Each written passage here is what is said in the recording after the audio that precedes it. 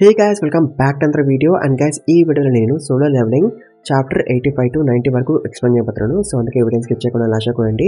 And also guys మన ఛానల్ది ఒక Instagram account కూడా ఉంది. సో మీరు అక్కడ కూడా ఫాలో అయ్యి నన్ను సపోర్ట్ చేయండి. నేను అక్కడ యానిమే రీల్స్ పెడతా. అండ్ ఆల్సో మీరు నాకు మెసేజ్ కూడా చేయొచ్చు, అక్కడ నేను రిప్లై కూడా ఇస్తాను. అండ్ ఆల్సో మీరు నాకు మంచి సజెషన్స్ కూడా ఇవ్వచ్చు. సో అందుకే ఇన్స్టాగ్రామ్లో కూడా ఫాలో అవ్వండి. లింక్ డిస్క్రిప్షన్లో ఉంటుంది.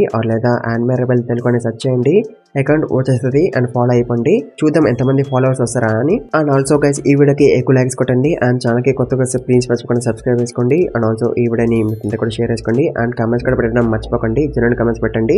And let's begin the video guys. So guys chapter 86లో మనం జిన్వు వాళ్ళని చూసాం. అండ్ వాళ్ళు 98th ఫ్లోర్కి వచ్చేస్తారు. అండ్ జిన్వు అనుకుంటాడు ఈజిల్ చెప్పింది నిజమే, 98th ఫ్లోర్లో మోన్స్టర్స్ చాలా స్ట్రాంగ్ ఉన్నాయి compare to lower floor demons. But Jinwoo defeat చేయలేని అంత స్ట్రాంగ్ ఏమి ఉండవు. తను మాన్స్టర్స్ని వేసుకుంటూ వెళ్ళిపోతాడు. అండ్ అలా జిన్వు 97th ఫ్లోర్కి రీచ్ అయిపోతాడు. అండ్ ఆల్సో తను 90 లెవెల్కి కూడా రీచ్ అయిపోతాడు. సో దీంతో ఈజీల్ అనుకుంటుంది Jinwoo even rank 4 and rank 5 క్లాన్స్ని కూడా వేసి పడేసిండు. అందరు హ్యూమన్స్ జిన్వు లాగానే స్ట్రాంగ్గా ఉంటారా అని తను జిన్వుని అడుగుతుంది.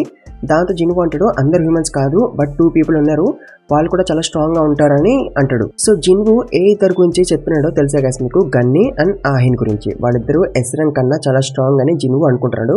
అండ్ ఆల్సో జిన్వు అనుకుంటాడు జాంగిన్ గడ్ కన్నా ఆహినే చాలా స్ట్రాంగ్ అని, ఎందుకంటే ఆహిన్ది ఆరా చాలా స్ట్రాంగ్ ఉంటుంది కంపేర్ టు జాంగిన్. అంటే అల్టిమేట్ సోల్జర్ గాడు వేస్ట్గా ఆయిన్ ముందు. అంటే ఈ ఎస్రం కంటర్స్ లో పవర్ గ్యాప్ ఉంటుంది. అంటే ఎస్రం కంటర్స్ ది పవర్ మెజర్ చేయలేరు కదా, దాంతో ఒక ఎస్రాంక్ అండ్ ఇంకొక ఎస్రాంక్ మధ్య పవర్ గ్యాప్స్ ఉండొచ్చు. అంటే ఒకడు వీక్ గా ఉండొచ్చు కంపేర్ టు అదర్ ఎస్రాంక్, అండ్ ఇంకొకడు చాలా స్ట్రాంగ్ ఉండొచ్చు. బట్ ఇద్దరు కూడా ఎస్రాంక్ కంటర్సే. ఆ తర్వాత జిన్వు గన్నీ గురించి అనుకుంటాడు. తను అనుకుంటాడు నేను డీమన్ కాసిల్లోకి ఎంటర్ అవ్వకముందు గన్నీ నాకన్నా చాలా స్ట్రాంగే, బట్ ఇప్పుడు నేను గన్నీ కన్నా చాలా స్ట్రాంగ్ అని జిన్వు అనుకుంటాడు. ఆ తర్వాత జిన్వు ఈసిల్ని వెళ్ళిపోమని అంటాడు, ఎందుకంటే తనకి ఇప్పుడు అన్ని తెలిసిపోయినాయి కాబట్టి డీమన్ క్యాసిల్ గురించి. దాంతో తను ఈసిల్ని వెళ్ళిపోమని అంటాడు. అండ్ దాంతో ఈసిల్ అంటది నేను నీకు ఇంకెందుకు పనికిరానా అని. అండ్ దాంతో జిన్వు ఈసిల్ మీద చేయి వేసి అంటాడు నువ్వు ఒక ఇంట్రెస్టింగ్ గెలివి, నువ్వు చేయగలిగిందంతా కూడా చేసావు, థ్యాంక్ యూ అని అంటాడు.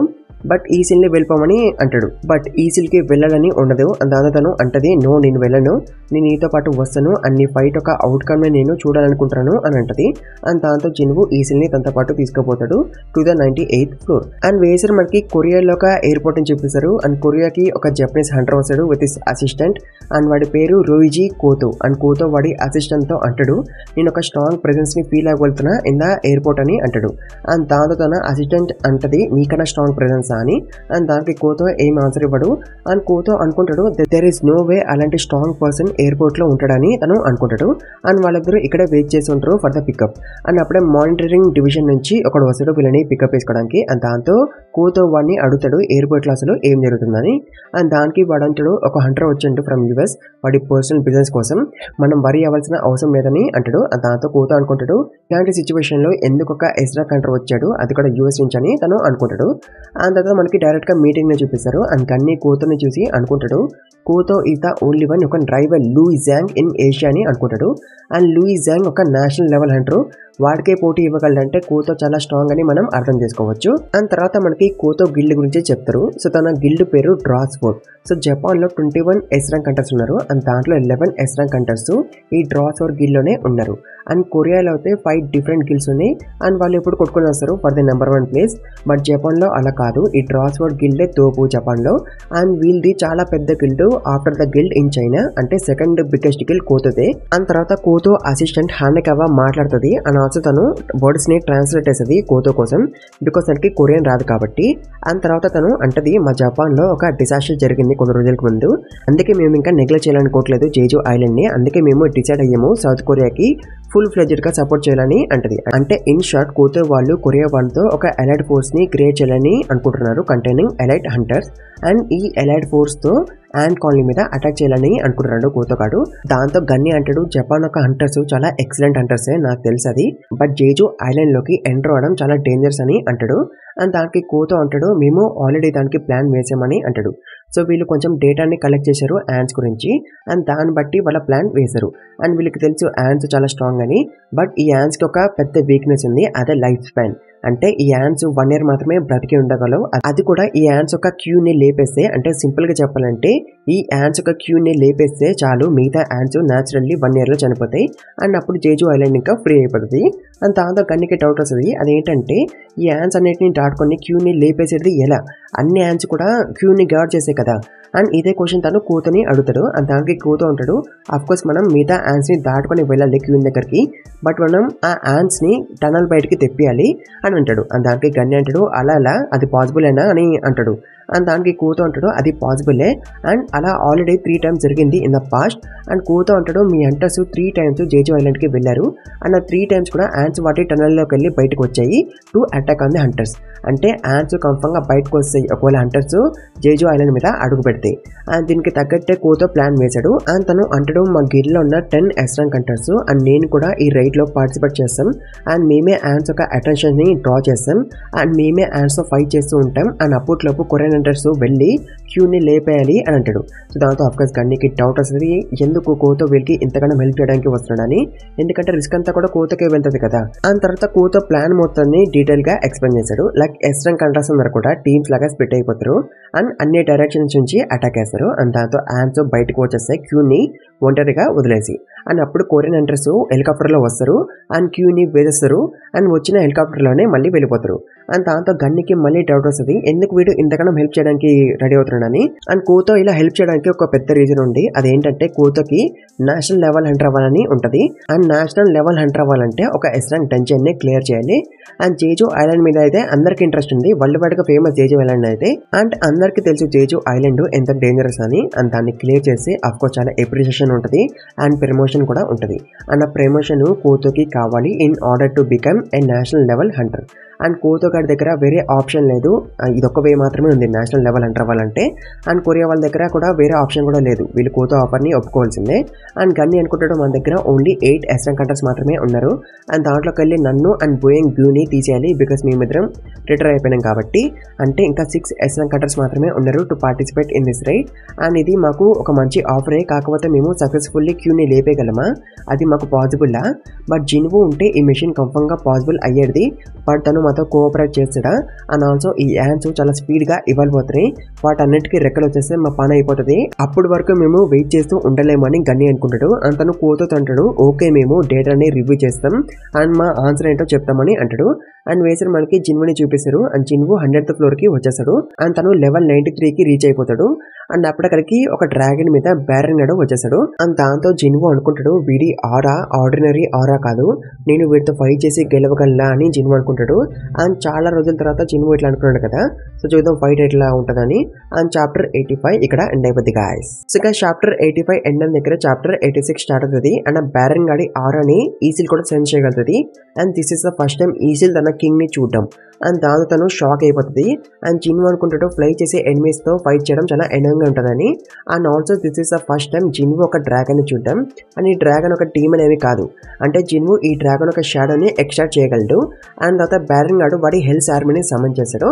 అండ్ దాంతో demon soldiers, demon knights, demon generals బయటకు వస్తాయి, అంటే థౌజండ్స్ ఆఫ్ డీమన్స్ బయటకు వస్తాయి. అండ్ ఒక్కొక్క డీమన్ ఏ ర్యాంక్ అంతా పవర్ఫుల్ ఉండొచ్చు. అండ్ ఆ డీమన్స్ అటాక్ చేయడానికి వస్తాయి అండ్ జిన్వు తన షాడో ఆర్మీని సమన్ చేయడు. అండ్ దాంతో ఈసిల్ భయపడిపోతుంది. బట్ ఆ డీమన్స్ జిన్వుకి చాలా క్లోజ్ కి వచ్చినాక జిన్వు తన డొమైన్ ఆఫ్ ది మోనార్క్ ని యాక్టివేట్ చేస్తాడు అండ్ తన షాడోస్ ని సమన్ చేస్తాడు. అండ్ మన షాడోస్ అయితే with in a few seconds demon అన్నిటిని వేసి పడేస్తాయి. అండ్ లాస్ట్ కి టచ్ గాడు డీమన్స్ అన్నిటిని పేల్చి పడేస్తాడు. అండ్ దాంతో ఈసిల్ సర్ప్రైజ్ అయిపోతుంది, ఇంత స్పీడ్ గా డీమన్స్ పని అయిపోయిందని. అండ్ ఆల్సో ఈసిల్ డిసైడ్ అవ్వలేకపోతుంది ఎవరికి సపోర్ట్ చేయాలని. కింగ్ బ్యారన్ కి సపోర్ట్ చేయాలా, బికాస్ తను కింగ్ కాబట్టి, ఆర్ లేదా జిన్వుకి సపోర్ట్ చేయాలా. బట్ జిన్వు ఒక ఇన్వర్టర్ కదా, తనకి ఎట్లా సపోర్ట్ చేయాలని తను కన్ఫ్యూజన్ లో ఉంటుంది. అండ్ అప్పుడే బ్యారన్ గాడు వాడి మౌత్ లో నుంచి లైట్నింగ్ ని రిలీజ్ చేస్తాడు స్కైలోకి. సో దీని వల్ల ఎనిమీస్ స్టన్ అయిపోతారు. బట్ జిన్వు దగ్గర సిస్టమ్ ఉంటుంది కాబట్టి తను స్టన్ అవ్వడు. అండ్ ఆల్సో తను ఈసిల్ ని కూడా స్టన్ అవ్వనివ్వడు తన రూప్ ని యూజ్ చేసి. బట్ జిన్వు ఈ లైటింగ్ ని ఎలాగైనా ఆపాలి, ఎందుకంటే ఆపకపోతే తన షాడోస్ డిస్ట్రాయ్ అయిపోతాయి అండ్ తన మాన మొత్తం కూడా అయిపోతుంది కాబట్టి. సో దాంతో జిన్వు జంప్ చేసుకొని వెళ్ళి డ్రాగన్ ది వింగ్స్ కట్ చేయాలనుకుంటాడు. అండ్ తను ఆల్మోస్ట్ కట్ చేయబోతాడు. బట్ అప్పుడే బ్యారన్ గాడు వాడి స్వాడ్ తో జిన్వుని ఆపేశాడు అండ్ జిన్వుని కింద పడేశాడు. అండ్ మళ్ళీ వాడి లైట్నింగ్ తో జిన్వు మీద అటాక్ చేశాడు. అండ్ దాంతో జిన్వు ఎస్కేప్ అవుతాడు. బట్ తను ఎక్కువసేపు తప్పించుకుంటూ ఉండలేడు, ఎందుకంటే తన రోబు ఎక్కువ మానని అబ్జర్వ్ చేయలేదు కాబట్టి. బట్ అప్పుడే టచ్ గాడు ఆఫ్ ని యూజ్ చేసి ఫైర్ మ్యాజిక్ తో బ్యారన్ గార్డ్ మీద అటాక్ చేశాడు. సో దాంతో ఫైర్ అండ్ లైట్నింగ్ గుద్దుకుంటే బట్ ఫైర్ ఓవర్ పవర్ చేస్తుంది లైట్నింగ్ ని. అండ్ దాంతో ఫైర్ డ్రాగన్ కి తగిలేస్తుంది. అండ్ దాంతో డ్రాగన్ కింద పడిపోతుంది. అండ్ ఇప్పుడు యాక్చువల్ ఫైట్ స్టార్ట్ అవుతుంది between Jinwoo and barren. And chapter 86 ఇక్కడ ఎండ్ అయిపోతుంది గాయస్. సో గాయస్ చాప్టర్ 87 లో జిన్వు తన మాన కన్జ్యూమ్ చేయని స్కిల్స్ గురించి చెప్తాడు. అండ్ అవి ఏంటంటే dominators touch and shadow soldiers. So dominators touch తో జిన్వు ఆబ్జెక్ట్ ని కంట్రోల్ చేయగలడు. అండ్ దానికి ఎలాంటి మాన కన్జ్యూమ్ అవ్వదు. అండ్ ఆల్సో షాడోస్ ని కూడా సమ్మన్ చేస్తే మాన కన్జ్యూమ్ అవ్వదు. బట్ ఒకవేళ షాడోస్ డిస్ట్రాయ్ అయిపోతే వాటిని రీజనరేట్ చేయడానికి మాన కన్జ్యూమ్ అవుతుంది. అందుకే జిన్వు తన ఇంటెలిజెన్స్ స్టాట్ ని ఇంక్రీజ్ చేశాడు తన మానా పూల్ ని ఎక్స్పాండ్ చేయడానికి. బట్ బ్యారన్ గాడి పవర్ డిఫరెంట్ గా ఉంటది. ఈవెన్ తో వాడి థౌసండ్స్ ఆఫ్ సోల్జర్స్ డిస్ట్రాయ్ అయిపోయినా సరే అవి రీజనరేట్ అవ్వట్లేదు. అండ్ దాంతో వాడి మానా చాలా స్పీడ్ గా అయిపోవాలి. బట్ వాడి మాన అసలు డిక్రీజ్ అవ్వట్లేదు. బట్ జిన్వుది మాన డిక్రీజ్ అయిపోతుంది, ఎందుకంటే బ్యారన్ గాడు మన షాడోస్ ని డిస్ట్రాయ్ చేస్తుండే కాబట్టి. అండ్ టచ్ గాడు వాడి షీల్డ్ తో జిన్వుని ప్రొటెక్ట్ చేస్తున్నాడు from the attack of Baron. And Baron గాడు అసలు జిన్వుకి ఛాన్స్ ఇవ్వడు అటాక్ చేయడానికి. అండ్ జిన్వుది మాన చాలా స్పీడ్ గా డిక్రీజ్ అవుతూనే ఉంటుంది, బికాస్ హై ర్యాంక్ షాడోస్ వి రీజనరేషన్ ఎక్కువ మానాన్ని కన్స్యూమ్ చేసేది కాబట్టి. బట్ అయినా సరే జిన్వు హై ర్యాంక్ షాడోస్ ని యూజ్ చేస్తాడు to attack and barren. And మన ఐరన్ వెళ్ళి బ్యారన్ గాడి మీద అటాక్ చేస్తాడు. బట్ బ్యారన్ గాడు వాడి స్పోర్ట్ ని ఐరన్ ముఖంలో గుచ్చేస్తాడు అండ్ లైట్నింగ్ తో అటాక్ చేస్తాడు. అండ్ తర్వాత ఇగ్రిస్ వచ్చి బ్యారన్ మీద అటాక్ చేస్తాడు. బట్ బ్యారన్ గాడు ఇగ్రిస్ ఫోన్ ని పట్టేసుకుంటాడు అండ్ ఇగ్రిస్ మీద కూడా లైటింగ్ తో అటాక్ చేస్తాడు. సో దాంతో ఇంకా జిన్వునే దిగుతాడు. అతను వైటల్ స్ట్రైక్ స్కిల్ ని యాక్టివేట్ చేస్తాడు అండ్ బ్యారన్ గాడి మీద అటాక్ చేస్తాడు. బట్ బ్యారన్ గాడు జిన్వు అటాక్ ని ప్యారీ చేస్తాడు. అండ్ దాంతో జిన్వు షాక్ అయిపోతాడు. అండ్ తర్వాత బ్యారన్ జిన్వు ముఖాన్ని పట్టేసుకొని పైకి లేపుతాడు. అండ్ అప్పుడే ఇగ్రిస్ అండ్ ఐరన్ బ్యారన్ గాడి మీద అటాక్ చేస్తాడు. బట్ బ్యారన్ గాడు వాళ్ళ అటాక్స్ ని ఆపేస్తాడు. బట్ అప్పుడే జిన్వు తన డాగర్స్ తో బ్యారన్ గాడిని స్టాబ్ చేస్తాడు. అండ్ ఇగ్రిస్ కూడా తన స్పోర్ట్ తో బ్యారన్ గాడి హ్యాండ్ ని స్టాబ్ చేస్తాడు. అండ్ దాంతో బ్యారన్ గాడు జిన్వుని వదిలేస్తాడు. బట్ అప్పుడే బ్యారన్ గాడు మళ్ళీ ఒక పెద్ద లైటింగ్ అటాక్ చేస్తాడు. దాంతో అందరూ కూడా ఎగిరిపోతారు, జిన్వు కూడా. అండ్ అప్పుడే బ్యారన్ గాడు వాడి డాగర్స్ ని బయటకు తీస్తాడు అండ్ జిన్వు మీద అటాక్ చేస్తాడు. సో దాంతో వీళ్ళిద్దరు కంటిన్యూస్ గా ఒకరి మీద ఒకరు అటాక్ చేసుకుంటారు. అండ్ అప్పుడే బ్యారన్ గాడు మళ్ళీ లైటింగ్ అటాక్ చేస్తాడు అండ్ జిన్వు. బట్ జిన్వు తన డాగర్స్ తో దాన్ని ప్యారీ చేస్తాడు. బట్ దాని వల్ల తన డాగర్స్ ఎగిరిపోతాయి. బట్ జిన్వు తన హ్యాండ్స్ తో బ్యారన్ గాడి హ్యాండ్స్ ని పట్టేసుకుంటాడు అండ్ వాడి అటాక్స్ ని ఆపేస్తాడు. బట్ అప్పుడే బ్యారన్ గాడు మళ్ళీ లైటింగ్ అటాక్ చేయడానికి వాడి మౌత్ ని ఓపెన్ చేస్తాడు. దాంతో జిన్వు అనుకుంటాడు తన పని అయిపోయింది కానీ. బట్ అప్పుడే ఈజిల్ తన వెపన్ ని బ్యారన్ గాడి మీద విసురుతుంది. అండ్ దాంతో వాడు డిస్ట్రాక్ట్ అవుతాడు. అండ్ ఛాన్స్ దొరకడంతో జిన్వు తన ఫుల్ స్ట్రెంత్ ని అండ్ డామినేటెడ్ టచ్ ని యూజ్ చేసి బ్యారన్ గాడి చేయిని లాగేస్తాడు. అండ్ దాంతో వాడి చేయి వచ్చేస్తుంది. అండ్ తర్వాత జిన్వు వాడికి అప్పర్ కట్టిస్తాడు. దాంతో వాడి తల ఎగిరిపోతుంది. అండ్ కథ మీకు బ్యారన్ గాడి పని అయిపోతుంది. అండ్ దాంతో జిన్వు పార్ట్ 2 క్వశ్చన్ కంప్లీట్ చేసింది ఇంకా. అండ్ జిన్వు ఈజిల్తో అంటాడు, ఈజిల్ వెళ్ళి మీ ఫాదర్ కి చెప్పు మీ క్లాన్ ఇప్పుడు నెంబర్ 1 పొజిషన్కి వచ్చేసిందని అని అంటాడు. అండ్ దాంతో ఈజిల్ ఎమోషనల్ అవుతుంది. అండ్ చాప్టర్ 87 ఇక్కడ ఎండ్ అయిపోతుంది గాయస్. సో గాయస్ చాప్టర్ 88 లో మనం జిన్వుని చూస్తాం. అండ్ దానికి చాలా థింగ్స్ అనేవి దొరుకుతాయి బ్యారన్ గాని డిఫీట్ చేయడంతో. Like demon monarch's ring and demon king's long sword, dagger and Baran horns. And also జిన్వుకి కావాల్సింది కూడా దొరకస్తుంది, అదే beautiful blood of demon king. And also ఈ రింగ్ దొరకడంతో జిన్వు ఇప్పుడు సెట్ ఎఫెక్ట్స్ ని అన్లాక్ చేయగలడు. అంటే ఈ రింగ్ వల్ల తనకి 20+ సెన్స్ అండ్ 20+ ఇంటెలిజెన్స్ యాడ్ అవుతాయి. అండ్ ఆల్సో ఇప్పుడు జిన్వుకి రింగ్, ఈ రింగ్ అండ్ నెక్లెస్ దొరికింది కాబట్టి తనకి అన్ని స్టాట్స్ లో కూడా 15+ పాయింట్స్ యాడ్ అయిపోతాయి. అండ్ ఇవే సెట్ ఎఫెక్ట్స్ అంటే. అండ్ తర్వాత జిన్వు క్రాఫ్టింగ్ స్టార్ట్ చేస్తాడు. అంటే తను వరల్డ్ 3 ఫ్రాగ్మెంట్ ని అండ్ స్ప్రింగ్ వాటర్ ని అండ్ బ్యూటిఫుల్ బెడ్ ని మిక్స్ చేస్తాడు to make Holi water of life. And crafting అవ్వడానికి కొంచెం టైం పడుతుంది. అండ్ కౌంటర్ కూడా స్టార్ట్ అవుతుంది ఫ్రమ్ 10. అండ్ ఈ క్రాఫ్టింగ్ యొక్క సక్సెస్ రేటు జిన్వు ఇంటెలిజెన్స్ మీద డిపెండ్ అయ్యి ఉంటుంది. అంటే జిన్వు దగ్గర ఎక్కువ ఇంటెలిజెన్స్ పాయింట్స్ ఉంటే ఈ క్రాఫ్టింగ్ సక్సెస్ అవుతుంది. అండ్ ఎక్కువ పాయింట్స్ లేకపోతే సరిగ్గా క్రాఫ్టింగ్ అవ్వదు. అండ్ దాంతో జిన్వు అనుకుంటాడు, ఈ విషయం నాకు ముందే తెలుసుంటే నేను నా ఇంటెలిజెన్స్ స్టాట్ లో ఎక్కువ పాయింట్స్ యాడ్ చేసేవాడిని అనుకుంటూ. అండ్ తర్వాత క్రాఫ్టింగ్ సక్సెస్ఫుల్ గా కంప్లీట్ అవుతుంది. అండ్ దాంతో జిన్వు హ్యాపీగా ఫీల్ అవుతాడు. అండ్ ఈ హోలీ వాటర్ ఆఫ్ లైఫ్ ని క్రాఫ్ట్ చేయడానికి కొంచెం బ్లడ్ అనేది పోతుంది. అండ్ 3 ఫ్రాగ్మెంట్ లో కూడా కొంచెం ముక్కపోతుంది. స్ప్రింగ్ వాటర్ అయితే మొత్తానికి అయిపోతుంది. అంటే సిస్టమ్ కి తెలుసు ఎంత ఇంగ్రీడియంట్స్ యాడ్ చేయాలని. అండ్ తర్వాత జిన్వు అనుకుంటాడు, ఇదే holy water of life potion, ఇది నిజంగా మా అమ్మని క్యూర్ చేయగలదా, నేను త్వరగా దీన్ని ఫైండ్ అవుట్ చేయాలని జిన్వు అనుకుంటాడు. అండ్ తర్వాత ఐరన్ ఆ డ్రాగన్ ఒక డెడ్ బాడీని జిన్వు దగ్గరికి తీసుకొస్తాడు. దాంతో జిన్వు ఫస్ట్ టైం ఐరన్ ని మెచ్చుకుంటాడు, లైక్ ఫస్ట్ టైం నువ్వు మంచి పని చేసేవరా అని. అండ్ తర్వాత జిన్వు ఆ డ్రాగన్ ఒక షాడోని ఎక్స్ట్రాక్ట్ చేస్తాడు. అండ్ జిన్వు దీనికి కైజిల్ అని పేరు పెడతాడు. అండ్ అప్పుడే ఈసిల్ అంటది, ఈ డ్రాగన్ మనల్ని చాలా స్పీడ్ గా మన క్యాసిల్ దగ్గరికి తీసుకెళ్ళగలదని. బట్ జిన్వుకి మళ్ళీ అన్ని ఫ్లోర్స్ కిందకి దిగాలని ఉండదు. అండ్ దాంతో తను తన రివర్స్ ని చెక్ చేసుకుంటాడు. అండ్ ఈసిల్ అయితే చాలా హ్యాపీగా ఉంటుంది. తను ఉంటుంది, మా ఫాదర్ ఇప్పుడు చాలా హ్యాపీగా ఉంటాడు, ఇప్పుడు మనం ఇంటికి వెళ్తే తను పార్టీని అరేంజ్ చేస్తాడని అంటది. బట్ జిన్వు ఈసిల్ మాటని పట్టించుకోడు. తను తన రివర్స్ ని కలకేసుకుంటాడు. లైక్ 30+ స్టార్స్ ఒక టైటిల్ ఉంటుంది డీమన్ హంటర్ అని. బట్ జిన్వు రిక్వైర్మెంట్ ని రీచ్ అవ్వలేదు. దానికి ఆ టైటిల్ రాదు. అండ్ ఒక రూన్ స్టోన్ కూడా ఉంటుంది. దీని పేరు షాడో ఎక్స్చేంజ్ రూన్ స్టోన్. దాంతో జిన్వు ఈ రూన్ స్టోన్ ని బ్రేక్ చేశాడు. దాంతో తనకి ఈ స్కిల్ వచ్చేస్తుంది. సో ఈ షాడో ఎక్స్చేంజ్ ద్వారా జిన్వు తన లొకేషన్ ని చేంజ్ చేసుకోగలడు. అంటే తన షాడోస్ ఏ లొకేషన్ లో ఉంటే జిన్వు ఆ లొకేషన్ కి వెళ్ళగలడు. అంటే టెలిపోర్టేషన్ లాగా. అండ్ ఒక్కసారి ఈ స్కిల్ ని యూజ్ చేస్తే మళ్ళీ దీన్ని యూజ్ చేయాలంటే 3 hours ఆగాలి. సో దాంతో జిన్వు ఈసిల్ కి సారీ అని చెప్తాడు. బికాస్ తను వెళ్ళిపోతున్నాడు కాబట్టి. అండ్ తను ఈసిల్ కి చెప్తాడు వెళ్ళిపోమని వాళ్ళ క్యాసిల్ లోకి. అండ్ ఛాన్స్ ఉంటే మళ్ళీ కలుద్దామని అంటాడు. అండ్ జిన్వు టెలిపోర్ట్ అయిపోతాడు. బట్ అఫ్కోర్స్ దాని వల్ల ఈసిల్ చాలా సాడ్ గా ఫీల్ అవుతుంది. అండ్ జిన్వు తన ఇంటి పక్కన ఉన్న గల్లీలోకి వచ్చేసాడు. అండ్ జిన్వు ఇక్కడికి రావడంతో ఒక షాడో ఎక్స్చేంజ్ అవుతుంది డీమన్ క్యాసిల్ లోకి. అండ్ తర్వాత జిన్వు కైజల్ ని సమన్ చేస్తాడు. అండ్ దాని మీద ఎక్కి హాస్పిటల్ కి వెళ్తాడు ఫర్ హిస్ మామ్. అండ్ వేసే మనకి గన్ని అండ్ చూల్ గన్ని చూపిస్తారు. అండ్ వాళ్ళిద్దరూ కూతో పంపించిన యాంట్స్ డేటా గురించి డిస్కస్ చేసుకుంటూ ఉంటారు. అండ్ కూతో చెప్పింది నిజమే. ఎవరైనా ఐలాండ్ మీదకి వస్తే యాంట్స్ క్యూని వదిలేసి బయటకు వచ్చేస్తాయి. బట్ క్యూన్తో పాటు కొంతమంది గార్డ్స్ కూడా ఉంటాయి టు ప్రొటెక్టర్. బట్ ఒకవేళ ఆ గార్డింగ్ గార్డ్స్ చాలా స్ట్రాంగ్ ఉంటే అప్పుడెలా? అండ్ ఆల్సో టనల్ బయటకి వెళ్ళిన యాంట్స్ మళ్ళీ తిరిగి రావచ్చు కదా క్యూని ప్రొటెక్ట్ చేయడానికి. ఇదే క్వశ్చన్ గన్ని చూల్ని అడుగుతాడు. దానికి చూల్ అంటాడు కూతో వాళ్ళు జామింగ్ సిగ్నల్ ని యూజ్ చేస్తారు. అంటే ఈ యాంట్స్ వాటి ఓన్ వేవ్ లెంత్ ని యూజ్ చేసి కమ్యూనికేట్ చేసుకుంటాయి. బట్ కూతో జామింగ్ సిగ్నల్ ని యూజ్ చేస్తాడు వాటి కమ్యూనికేషన్ ని బ్లాక్ చేయడానికి. దెన్ అప్పుడు మనం వరి అవ్వాల్సిన అవసరం లేదు, వేరే యాంట్స్ మళ్ళీ వస్తాయని టనల్ లోకి. అండ్ అప్పుడే గన్ యొక్క స్ట్రాంగ్ ప్రెసెన్స్ ని ఫీల్ అవ్వగలుగుతాడు. అండ్ ఈ మ్యాజికల్ ఎనర్జీ ఎవరిది కాదు జిన్వుదే. అండ్ ఆల్సో గన్ని చూల్ని అడుగుతాడు నువ్వు జిన్వుని కాంటాక్ట్ చేసావా అని. అండ్ దానికి చూల్ అంటాడు మేము ట్రై చేస్తున్నామని. అండ్ వేసి మనకి యూనో అండ్ బూయింగ్ గూని చూపిస్తారు. సో వీడొక ఎస్ ర్యాంక్ హంటరు. అండ్ కాకపోతే వీడొక హీలరు. అండ్ ఆల్సో వీడు రిటైర్ అయిపోయిండు. సో వీడు ఇంకా యూనో మందేస్తుంటారు. అండ్ వీళ్ళిద్దరు కూడా జిన్వు ఎనర్జీని సెన్స్ చేయగలుగుతారు. బట్ వీళ్ళేమనుకుంటారంటే మేబీ జాంగిన్ అండ్ అహైన్ ఫైట్ చేసుకుంటున్నారేమో, అందుకే ఇంత మ్యాజికల్ ఎనర్జీ రిలీజ్ అవుతుందని వీళ్ళు అనుకుంటారు. అండ్ మళ్ళీ మంది వేయడం కంటిన్యూ చేస్తారు. అండ్ చాప్టర్ 88 ఇక్కడ ఎండ్ అయిపోతుంది గాయస్. ఇక చాప్టర్ 88 ఎండ్ అయిన దగ్గర చాప్టర్ 89 స్టార్ట్ అవుతుంది. అండ్ యూనో అండ్ బూయింగ్ గూ తాగుతూ ఉంటారు. అండ్ అప్పుడే యూనో అనుకుంటాడు లైక్ గూకి ఎలాంటి ఇంజరీస్ అవ్వలేదు. అండ్ తన బాడీ కూడా పర్ఫెక్ట్గా ఉంది. బట్ అయినా సరే తను రిటైర్ అయిపోయింది ఎందుకో. అండ్ దాంతో యూనోకి అనిపిస్తుంది గూకి ఎలాంటి ఇంజరీస్ అవ్వలేదు. అనక ఎస్ట్రాంగ్ కంట్రీస్ కి చాలా డబ్బులు కూడా వస్తాయి. బట్ అయినా సరే గూ రిటైర్ అయిపోయిండు. అండ్ గూ ఏమీ రిచ్ పర్సన్ కూడా కాదు. అండ్ తర్వాత గూ యూనోని అడుగుతాడు నువ్వు నిజంగానే జేజో ఐలాండ్కి వెళ్తున్నావా అని. అండ్ దానికి యూనో ఎస్ అంటాడు. అండ్ దానికి గూ అంటాడు యూనో నువ్వు చూసావు కదా యూన్సుకు ఎలా చనిపోయిందో, అయినా సరే నువ్వు ఐలాండ్ కి వెళ్ళాలని అనుకుంటున్నావా అని అంటాడు. అండ్ దానికి యూనో అంటాడు అందుకే నేను వెళ్ళాలని అనుకుంటున్నా ఐలాండ్ కి. మనం యాంట్స్ ని అలానే వదిలేస్తే అవి కొరియాలోకి వచ్చేస్తాయి. అండ్ అప్పుడు కొరియాలో పీపుల్ అందరూ కూడా చనిపోతారని అంటాడు. అండ్ దానికి గూ అంటాడు నువ్వు ఎప్పటి నుంచి ఒక దేశభక్తుడికి అయిపోయినావని. అండ్ దానికి యూనో అంటాడు నేను ఎలాగో ఐలాండ్ కి వెళ్తున్నా కాబట్టి నేను దీన్ని ఒక కూల్ ఎక్స్క్యూజ్ లాగా యూజ్ చేస్తున్నా అని అంటాడు. అండ్ దానికి గూగాడు అంటాడు నేనైతే అసలు రాను ఐలాండ్కి, నువ్వు నన్ను కన్విన్స్ చేయడానికి ఇక్కడికి వచ్చి ఉంటే ఐఎమ్ సారీ నేను డిసప్పాయింట్ చేసినందుకు అని అంటాడు.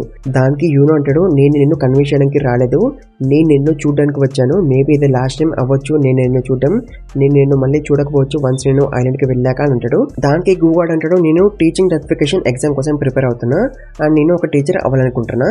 అండ్ ఆల్సో గూగాడు అంటాడు నాకు యూజిన్ ఆర్కిటెక్చర్ వాళ్ళు ఆఫర్ ఇచ్చారు వాళ్ళ గిల్డ్ లో జాయిన్ అవ్వమని. నాట్ ఓన్లీ దెమ్ వేరే గిల్డ్ కూడా నాకు ఆఫర్ ఇచ్చారు వాళ్ళ గిల్డ్స్ లో జాయిన్ అవ్వమని. బట్ బ్లడ్ స్పిల్ అయ్యే ప్లేసెస్ లో నేను ఉండలేను అని అంటాడు. అండ్ గూగడ్ చేతులు కూడా వణికిపోతాయి. అండ్ ఇందుకే వాడు టీచర్ అవ్వాలని అనుకుంటున్నాడు. అండ్ కొరియన్ హిస్టరీ గురించి తెలుసుకొని స్టూడెంట్స్ కి టీచ్ చేయాలని అనుకుంటున్నాడు.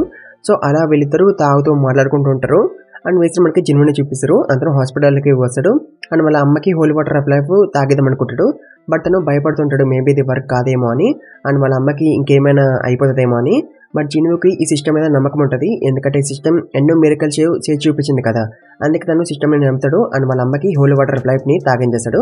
అది కూడా భయపడుతూనే. అండ్ ఆల్సో వీళ్ళ అమ్మకి ఒక స్కార్ ఉంటుంది ఆన్ నెక్. అండ్ ఆ స్కార్ జిన్వు వల్లనే అయ్యింది. తను జస్ట్ హాట్ వాటర్ తో వాళ్ళ అమ్మ హెయిర్ ని వాష్ చేద్దాం అనుకుంటాడు. బట్ హాట్ వాటర్ నెక్ మీద పడిపోతుంది బై మిస్టేక్. బట్ అప్పుడు కూడా వాళ్ళ అమ్మ తన గురించి పట్టించుకోకుండా జిన్వుకి ఏమైనా కాలిందా అని చూస్తుంది. అండ్ తర్వాత వాళ్ళ అమ్మది ఫేస్ కలర్ చేంజ్ అవుతుంది. బట్ తను లెగదు. అండ్ జిన్వు అనుకుంటూనే అంటాడు ప్లీజ్ లెగమ్మా అని. అని అండ్ తన కోసమే తను స్ట్రాంగ్ అయ్యింది కదా అండ్ వాళ్ళ అమ్మ ఒక బర్త్డేని ఇప్పుడు తను మోయాలనుకుంటున్నాడు. అందుకే వాళ్ళ అమ్మ లెగాలని కూరుకుంటూనే ఉంటాడు. అండ్ వేసే మనం జీనాని చూసాం. అతను షాప్కి వస్తుంది అండ్ తను హాట్ ఎయిర్ని ఫీల్ అవ్వగలుగుతుంది. అండ్ దాంతో తను అనుకుంటుంది అప్పుడే సమ్మర్ వచ్చేసిందా అని. అండ్ వేరే సైడ్ జిన్వు వాళ్ళ అమ్మ లెగుస్తుంది అండ్ తను జిన్వుని చూసి అడుగుతుంది నేను ఎంతసేపు నుంచి పడుకొని ఉన్నానని. అండ్ దానికి జిన్వు అంటాడు 4 years, నువ్వు 4 years నుంచి పడుకొని ఉన్నామని. అండ్ తర్వాత వాళ్ళ అమ్మ జీనా గురించి అడుగుతుంది తను ఎలా ఉందని. అండ్ దానికి జిన్వు అంటాడు తను బాగానే ఉందని. అండ్ దాంతో వాళ్ళ అమ్మ జిన్వుకి థ్యాంక్స్ అని చెప్తుంది for keeping his promise. Also తను అంటది నేను సిగ్గు అవ్వడం వల్ల నువ్వు చాలా కష్టపడ్డావు కదా అని. అండ్ దాంతో జిన్వు చాలా ఏడుస్తాడు అండ్ అంటాడు అవును నేను చాలా కష్టపడ్డానని. అండ్ చాప్టర్ 89 ఇక్కడ ఎండ్ అయిపోద్ది గాయ్స్. సో గాయ్స్ చాప్టర్ 19 లో మనం ఈ హాస్పిటల్ ఒక హెడ్ ని చూస్తాం అండ్ ఒక డాక్టర్ కూడా వచ్చి వీడికి చెప్తాడు ఒక ఇటర్నల్స్ నంబర్ పేషెంట్ కాన్షియస్ లోకి వచ్చిందని. అండ్ ఆ పేషెంట్ ఎవరు? మన జిన్వు వాళ్ళ అమ్మ.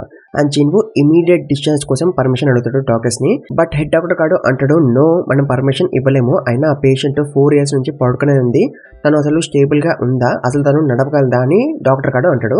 దానికి ఇంకో డాక్టర్ కాడు అంటాడు ఆ పేషెంట్ ఒక కండిషన్ పర్ఫెక్ట్లీ నార్మల్ గా ఉంది, అసలు తను 4 సంవత్సరాలు పడుకున్నట్టే లేదు, తను ఈవెన్ నడవగలుగుతుందని అంటాడు. అండ్ మేబీ ఇలా లైఫ్ సపోర్ట్ మెషిన్ వల్ల అయిండొచ్చు అని అసిస్టెంట్ డాక్టర్ కాడు అంటాడు. బట్ అయినా సరే హెడ్ డాక్టర్ కాడు జిన్వు వాళ్ళ అమ్మని డిశ్చార్జ్ చేయదని అనుకుంటాడు.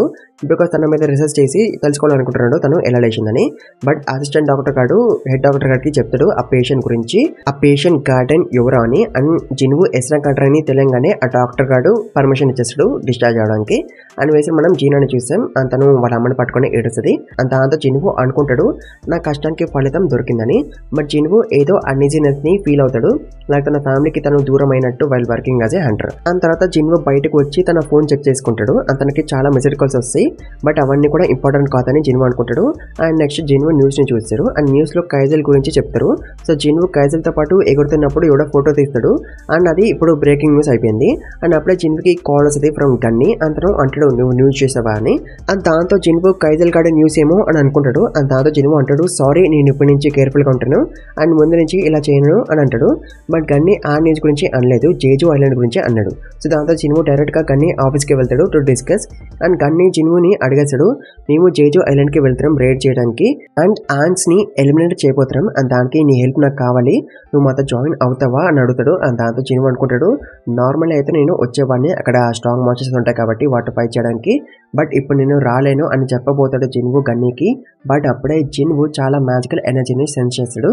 అండ్ దాంతో గన్ని అడుగుతాడు ఏమైందని. అండ్ దానికి జిన్వు అంటాడు ఇక్కడెక్కడో చుట్టుపక్కల హంటర్స్ ఫైట్ చేసుకుంటున్నారని.